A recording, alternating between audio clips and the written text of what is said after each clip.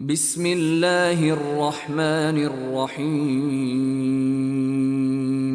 وآت ذا القربى حقه والمسكين وابن السبيل ولا تبذر تبذيرا إن المبذرين كانوا إخوان الشياطين وكان الشيطان لربه كفورا وإما تعرضن عنهم ابتغاء رحمة من ربك ترجوها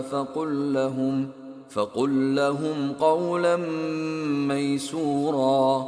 ولا تجعل يدك مغلولة إلى عنقك ولا تبسطها كل البسط فتقعد ملوما محسورا إن ربك يبسط الرزق لمن يشاء ويقدر إنه كان بعباده خبيرا بصيرا ولا تقتلوا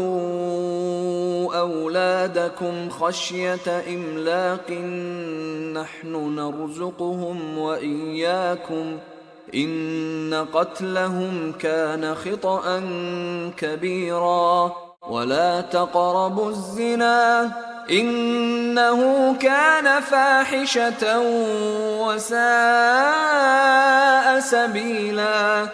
ولا تقتلوا النفس التي حرم الله إلا بالحق ومن قتل مظلوما فقد جعلنا لوليه سلطانا فلا يسرف في القتل إنه كان منصورا ولا تقربوا مال اليتيم إلا بالتي هي أحسن حتى يبلغ أشده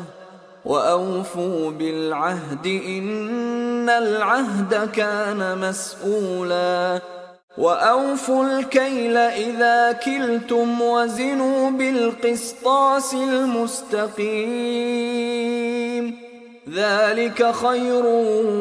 وأحسن تأويلا ولا تقف ما ليس لك به علم إن السمع والبصر والفؤاد كل أولئك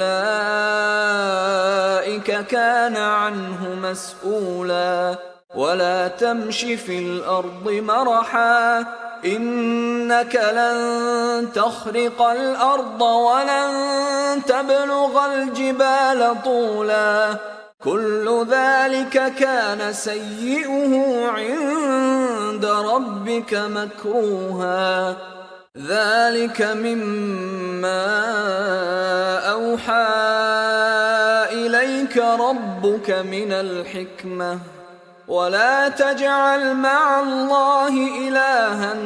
آخر فتلقى في جهنم ملوما مدحورا أفأصفاكم ربكم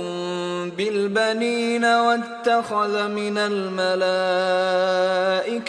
إناثا إنكم لتقولون قولا عظيما ولقد صرفنا في هذا القرآن ليذكروا وما يزيدهم إلا نفورا قل لو كان معه آلهة كما يقولون إذا لابتغوا إلى ذي العرش سبيلا سبحانه وتعالى عما يقولون علوا كبيرا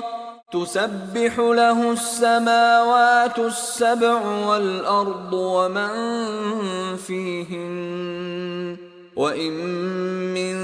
شيء إلا يسبح بحمده ولكن لا تفقهون تسبيحهم إنه كان حليما غفورا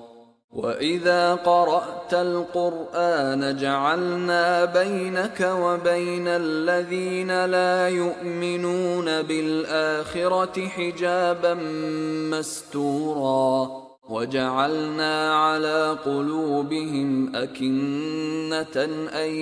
يفقهوه وفي آذانهم وقرا وإذا ذكرت ربك في القرآن وحده ولوا على أدبارهم نفورا نحن أعلم بما يستمعون به إذ يستمعون إليك وإذ هم نجوى إذ يقول الظالمون إن تتبعون إلا رجلا مسحورا انظر كيف ضربوا لك الأمثال فضلوا فلا يستطيعون سبيلا وقالوا أإذا كنا عظاما ورفاتا أإنا لمبعوثون خلقا